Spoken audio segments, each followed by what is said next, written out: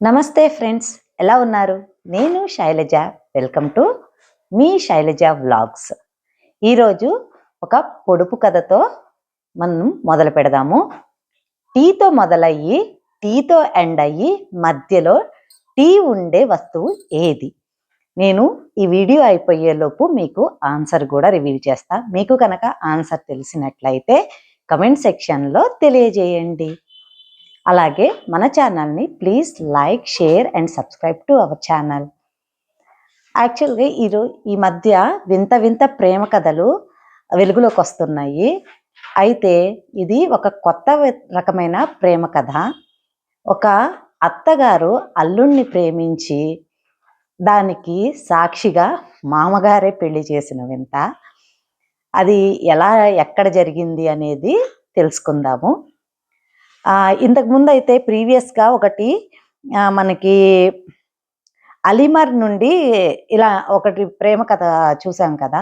కొత్తగా పెళ్ళయ్యే అల్లుడితోటి అత్తగారు వెళ్ళిపోయింది ప్రేమించి అని చెప్పేసేసి. కానీ ఇది ఇంకొకటి. బీహార్లో బాంకా అనేది ఊరు నుంచి ఈ ప్రేమ కథ అయితే వెలుగులోకి వచ్చింది. ఆ అల్లుడు తన భార్య చనిపోయిన తర్వాత అత్తతో ప్రేమలో పడ్డాడంట. అత్తగారితో ప్రేమలో ఉన్నప్పుడు మరి ఎలా చేసుకోవాలి అనేది సమస్య ఉంది. అందుకని చెప్పేసేసి మామగారితోటి విడాకులు ఇప్పించి మామగారే కన్యాదాతగా ఉండి అత్తగారినిచ్చి పెళ్లి చేశాడంట. అయితే అతని పేరు వచ్చేసేసి సికిందర్, ఆమె పేరు వచ్చేసి గీతాదేవి. ఈ గీతాదేవి కుమార్తెని సికిందరు పెళ్లి చేసుకోవడం జరిగింది. అయితే కొన్ని రోజుల తర్వాత గీతాదేవి కుమార్తె మరణించింది. అలా మరణించిన తరువాత సికిందర్కి గీతాదేవి ఇద్దరికి ఇష్టమైంది.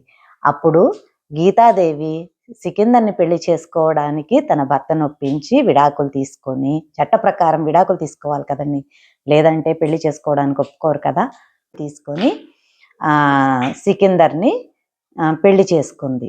కన్యాదాతగా తన భర్తనే కన్యాదానం చేశాడనమాట. ఇది కొత్త వింత ప్రేమ కథ కదా.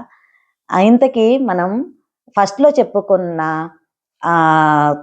రిడిల్, అదే పొడుపు కథ తాలూకు ఆన్సర్ ఏంటంటే టీ పాట్. టీ పాట్లో టీతో మొదలవుతుంది టీ, ఎండ్ కూడా టీ వస్తుంది, మధ్యలో ఉండేది టీ అన్నమాట. అది tea pot. Thanks for watching. Please like, share and subscribe to our channel.